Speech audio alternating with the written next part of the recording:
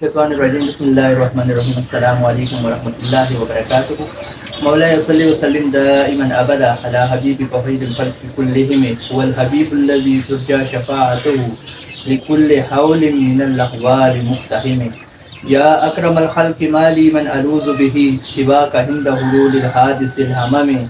فان من جودك الدنيا وذرتها ومن علومك علم اللوح والقلم.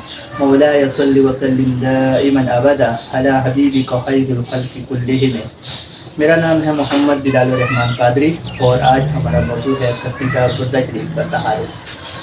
جیسا کہ چینل کریٹ کرتے وقت شروع میں یہ بات شیئر کی گئی تھی، قصیدہ بردہ شریف اور کلام اقبال کی مختصر تشریح بھی یہاں پہ شیئر کی جائے گی. تو کلام اقبال کے حوالے سے ہمارے 2 تعارفی لیکچرز ہو چکے ہیں اور قصیدہ بردہ شریف پہ یہ ہمارا پہلا لیکچر ہے، اور اس میں ہم آپ کو بتائیں گے کہ قصیدہ بردہ شریف کی علمی اور سیاسی اور اس کے علاوہ تاریخی ادبی اہمیت کیا ہے، اور جو مصنف قصیدہ بردہ شریف سے وہ کون تھے، اور قصیدہ بردہ شریف کو قصیدہ بردہ شریف کیوں کہا جاتا ہے. تو بسم اللہ کرتے ہیں. قصیدہ بردہ شریف عربی کا ایک نعتیہ قصیدہ ہے، اور عربی میں قصیدہ تعریفی اشعار کو کہا جاتا ہے. اور جو عرب شاعری کی تاریخ ہے یا عرب لٹریچر کی تاریخ ہے، اس میں جو لوگ عرب شاعری سے شغف رکھتے ہیں یا جو مطالعہ کرتے رہتے ہیں وہ بہتر جانتے ہوں گے کہ عرب شاعری میں جو قصیدہ ہے یہ قدیم ترین صنف ہے، اور جو قصائد تھے وہ اسلام کی آمد سے قبل بھی عرب معاشرے میں قصائد کہے جاتے تھے، اور بہت طویل قصائد ہوتے تھے، اور سالانہ مقابلہ ہوتا تھا ان قصائد کا. اور ان میں جو قصائد جن کے اول آتے تھے انہیں خانہ کعبہ شریف کے اندر یا خانہ کعبہ شریف کی دیوار پہ لٹکا دیا جاتا تھا. اور اس میں مشہور جو قصائد ہیں جو اسلام کی آمد سے تھوڑا سا پہلے خانہ کعبہ کے اندر لٹکے ہوئے تھے انہیں صبحات محلکات بھی کہتے ہیں.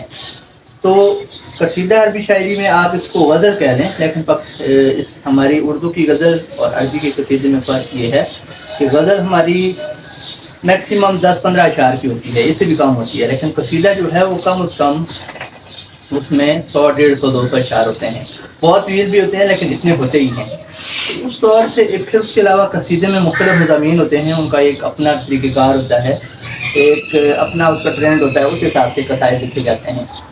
تو قصیدہ بردہ شریف جو ہے یہ نعتیہ قصیدہ ہے، اور تاریخ میں 2 قصائد کو قصیدہ بردہ کہا جاتا ہے. پہلا قصیدہ حضرت کعب بن زہیر رضی اللہ تعالیٰ عنہ نے لکھا تھا نبی پاک صلی اللہ علیہ وسلم کی بارگاہ میں، اور آپ صلی اللہ علیہ وسلم نے انہیں اپنی چادر مبارک عطا کی تھی، تو اس کا نام بھی قصیدہ بردہ ہے.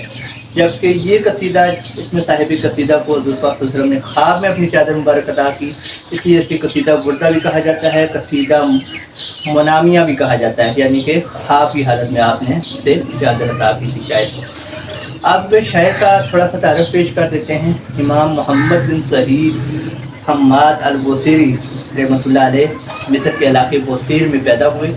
انہوں نے 13 سال کی عمر میں قرآن مجید حفظ کر لیا. اس کے بعد انہوں نے وقت کے جو علوم تھے، دینی علوم اور جو اس وقت کے حساب سے علوم تھے وہ حاصل کر لیے، اور خاص طور پہ انہوں نے تورات اور انجیل کا ان ڈیپتھ مطالعہ کیا، اور اس مطالعے کی بیس پہ اور اسلامک نالج کی بیس پہ وہ عیسائیوں سے اور یہودیوں سے مناظرے بھی کیا کرتے تھے. اس کے بعد جو شاعری کا جہاں تک تعلق ہے تو امام بوصیری رحمۃ اللہ علیہ قصائد ہی لکھتے تھے، لیکن اس زمانے میں بادشاہوں کے وزیروں کے قصائد لکھنا عام تھا. تو ان کے جب قصائد وہ لکھا کرتے تھے تو پھر بعض کا شاعر کو انعام بھی ملتا تھا، نہیں بھی ملتا تھا تو ٹرینڈ یہی تھا، بادشاہوں کے قصائد لکھے جاتے تھے. تو ابتدائی جو ان کی شاعری ہے وہ بادشاہوں کی قصائد پہ مشتمل ہے. لیکن ایک دفعہ وہ کسی بادشاہ کا قصیدہ، اپنے وقت کے جو بادشاہ یا وزیر تھے ان کا قصیدہ پیش کر کے واپس آ رہے تھے، تو راستے میں شیخ عبدالرجاء رحمۃ اللہ علیہ ملے، ایک بزرگ تھے. انہوں نے کہا کہ امام بوصیری کے گھر میں آج رات حضور پاک صلی اللہ علیہ وسلم کی زیارت ہوئی ہے. تو انہوں نے عرض کی کہ میں کہاں اور حضور پاک صلی اللہ علیہ وسلم کی ذات بابرکات کہاں، میں کہاں اس قابل کے حضور کی مجھے زیارت ہو. بہرحال انہیں شرمندگی بھی محسوس ہوئی، ایک شوق بھی پیدا ہوا، سو گئے تو خواب میں انہیں حضور پاک صلی اللہ علیہ وسلم کی زیارت ہوئی. اس کے بعد انہوں نے تہیہ کر دیا کہ آئندہ میں بادشاہوں کے قصائد نہیں لکھوں گا بلکہ حضور پاک صلی اللہ علیہ وسلم کے قصائد لکھوں گا. امام بوصیری کے جو ایک دیوان بوصیری ہے اس میں 30 قصائد ہیں، اور اس میں سے تقریباً 15-16 جو ہیں وہ ان کے نعتیہ قصائد ہیں، اور ایک قصیدہ ایسا بھی ہے جس میں 1400 سم تھنگ اشعار ہیں، 1400 پلس اشعار ہیں۔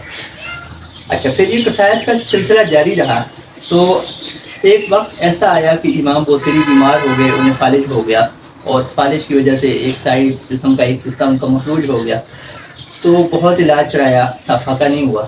تو انہوں نے یہ سوچا کہ حضور پاک صلی اللہ علیہ وسلم کی ایک نعت لکھی جائے اور پھر اللہ تعالیٰ کے حضور اس نیکی کے توسل سے دعا کی جائے کہ اللہ تعالیٰ مجھے صحت عطا فرمائے۔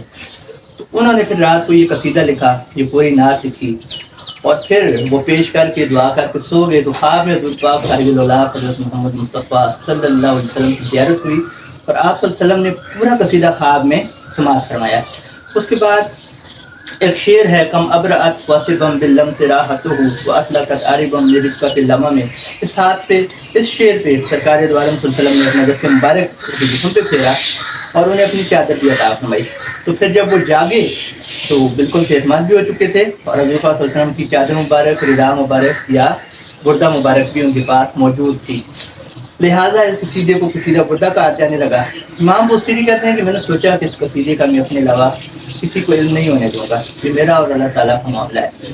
تو جب وہ باہر نکلے پہلے دن ہی، تو راستے میں وہی شیخ عبدالرجا رحمۃ اللہ علیہ ملے جو ان کے مرشد بھی تھے، اور جنہوں نے کہا تھا کیا امام بوصیری تمہیں حضور صلی اللہ علیہ وسلم کی زیارت ہوئی ہے، اور اس کے بعد انہوں نے نعتیہ شاعری کی تھی۔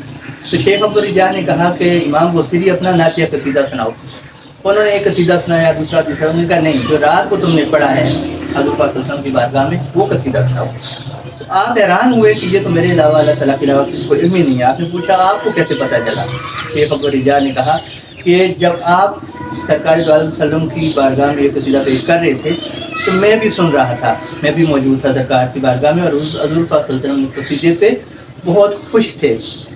وہ قصیدہ بہرحال انہوں نے سنایا، اور یہ بات پھیلتی گئی۔ اس زمانے کے وزیر شیخ بہاؤالدین جو ہیں، انہوں نے جب سنا تو انہوں نے پھر بلایا امام بوصیری کو اور اس قصیدے کی نقل لی، اور وہ بہت بڑے عاشق رسول تھے، وہ روزانہ ننگے سر ننگے پاؤں کھڑے ہو کے قصیدہ پڑھا یا سنا کرتے تھے۔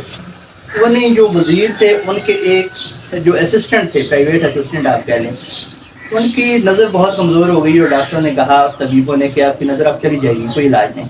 انہیں خواب میں کسی نے کہا کہ شیخ بہاؤالدین سے قصیدہ، شیخ بہاؤالدین سے بردہ لے کے آنکھوں پہ رکھو۔ وہ شیخ بہاؤالدین کے پاس گئے، انہوں نے کہا کہ آپ، مجھے خواب میں کسی نے کہا ہے کہ بردہ لے لوں آپ سے۔ تو وہ سوچنے لگے میرے پاس تو کوئی ایسی چادر نہیں ہے، تو پھر انہیں یاد آیا کہ میرے پاس وہ چادر والا قصیدہ ہے بردہ شریف، وہ دیا، انہوں نے آنکھوں پہ رکھا، تو ان کے جو اسسٹنٹ تھے ان کی بینائی واپس آ گئی۔ اس کے بعد اس کی شہرت اس زمانے سے لے کے آج تک ہے، اور جو صوفیاء ہیں، مشائخ ہیں، جو نیک لوگ ہیں، وہ تمام عمر اس کا ورد کرتے ہیں، اگر تمام عمر نہیں کرتے تو بھی وقتاً فوقتاً اس کو پڑھتے رہتے ہیں، سنتے ہیں۔ اور یہ وہ قصیدہ ہے کہ جس کی 200 سے زیادہ تشریحات مختلف زبانوں میں لکھی جا چکی ہیں، 200 پلس تشریحات جس کی مختلف زبانوں میں موجود ہیں، اور بڑے بڑے جید علماء نے اس کی تشریحات لکھی ہیں، فقہ کے مشہور اماموں نے، مشہور مفسرین نے چند نام عرض کر دیتا ہوں۔ علامہ تفتزانی فقہ کے مشہور عالم ہیں، انہوں نے اس کی تشریح لکھی ہے، اور اس کے علاوہ ملا علی قاری تفسیر بیضاوی کے مصنف ہیں، انہوں نے بھی قصیدہ بردہ شریف کی تشریح لکھی ہے۔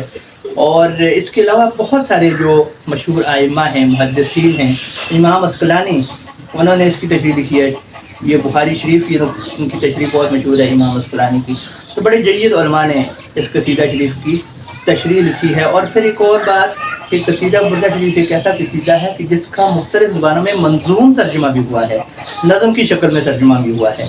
یعنی کہ جب آپ ٹی وی پہ کسی دور میں قصیدہ بردہ شریف لگتا تھا ٹرانسمیشن کے شروع میں، تو وہ پہلے عربی میں شعر ہوتا تھا، پھر فارسی میں، پھر اردو میں، پھر پنجابی میں۔ وہ کیا ہوتا تھا کہ اسی شعر کی پرشین میں تشریح ہے لیکن شعر کے انداز میں ہے، اسی طرح اردو میں ہے۔ اور بہت سارے اردو کے، خاص طور پہ پنجابی کے تقریباً 17-18 شعراء ایسے ہیں جنہوں نے قصیدہ بردہ شریف کا منظوم ترجمہ بھی کیا ہے۔ فارسی میں ملا جامی رحمۃ اللہ علیہ، عبد الرحمن جامی رحمۃ اللہ علیہ، مشہور عاشق رسول تھے، انہوں نے اس کا منظوم ترجمہ، ان کا بڑا مشہور ہے۔ تو اور اس کے علاوہ آج اگر آپ عربک ویب سائٹ سرچ کریں تو بہت ساری ایسی ویب سائٹس ہیں جہاں پہ پورا قصیدہ بردہ شریف انگلش ٹرانسلیشن کے ساتھ بھی موجود ہے۔ اور پھر اب آتے ہیں اس کا ایک روحانی پہلو، وہ یہ کہ جو علماء ہیں، جو جید صوفیاء ہیں، وہ قصیدہ بردہ شریف کو، جیسے امام بوصیری کو شفا ملی تھی، اس طرح شفا کا ایک باعث قرار دیتے ہیں کہ اس کو محبت سے پڑھا جائے اور اللہ تعالیٰ سے دعا کی جائے تو اللہ تعالیٰ دعائیں پوری فرما دیتے ہیں۔ اس کا جو شعر نمبر 36 ہے هو الحبیب الذی ترجی شفاعتہ لکل حول من الاحوال المستحیل، یہ شعر بھی بڑا تاثیر بخش ہے۔ کہتے ہیں اگر کوئی حاجت ہو تو اس شعر کو 1001 دفعہ پڑھا جائے، اول آخر 11 دفعہ درود شریف، قصیدہ والا درود شریف مولا صلی وسلم دائما ابدا علی حبیبک خیر الخلق کلہم، تو اللہ تعالیٰ کو حاجت پوری کر دیتا ہے۔ جس شعر پہ امام بصیری کی جسم پہ سرکار نے ہاتھ مبارک پھیرا تھا، کم ابرأت وصبا باللم صراحتہ واطلقت عربا مرفقۃ الامم، یہ بیماروں کے لیے بہت مؤثر ہے۔ اور مولانا حسین مدنی رحمۃ اللہ علیہ نے اپنے ایک عالم سے، ان کی بانجی بیمار ہو گئی تھی، آئی تھنک عبد المالک سویحانی صاحب تھے یا کوئی اور تھے، تو انہوں نے یہ شعر کہا تھا کہ روزانہ 7 دفعہ پڑھ کے ان کی آنکھوں پہ دم کیا کریں، تو اللہ تعالیٰ نے اس بچی کی بینائی واپس کر دی۔ تو اس کی تقریباً ہر شعر کی اپنی تاثیر ہے۔ اور پھر ایک میں آپ کی خدمت میں عرض کروں کہ ہم جب قصیدہ شریف ہم نے جو سنا ہوا ہے یا پڑھا ہوا ہے تو 5-7 اشعار ہمیں اس کی یاد ہیں یا سنے۔ ایکچولی اس کے 10 چیپٹر ہیں، 10 چیپٹر ہیں قصیدہ بردہ شریف کے، اور یہ چیپٹرز بھی اس طرح ہیں کہ پہلا چیپٹر انہوں نے عربی شاعری میں جیسے ایک تشبیب ہوتی ہے، ہم اردو میں اس کو مقطع کہہ سکتے ہیں، 10-15 اشعار کا مقطع ہوتا ہے، اس میں اپنے محبوب کی یا محبوب کے علاقے کی یا اس کی جدائی کی بات کی جاتی ہے۔ وہاں سے انہوں نے مدینہ مکہ شریف کے حوالے سے اشعار ہیں، اس کے بعد وہ چلے جاتے ہیں اپنے آپ جو انسان کا نفس ہے، انسان کی جو سوچ ہے اس پہ چلے جاتے ہیں، اور پھر آگے جا کے سرکار سے مدح شروع کرتے ہیں۔ سیرت النبوی کا چیپٹر ہے، معجزات نبوی کا چیپٹر ہے، میلاد نبوی کا چیپٹر ہے، معراج نبوی کا چیپٹر ہے، اور پھر غزوات نبوی کا چیپٹر ہے، اور پھر آخر میں دوبارہ وہ جا کے اللہ تعالیٰ سے دعا کرتے ہیں کہ مجھے اس ناز کے توسل سے اپنے فضل و کرم سے محروم نہ رکھنا۔ تو یہ بہت زبردست قصیدہ ہے، آپ بھی اس کا مطالعہ فرمائیں۔ اس کی اردو میں انگلش میں ٹرانسلیشن مل جائیں گی، کوئی ایتھینٹک ٹرانسلیشن آپ پڑھ سکتے ہیں۔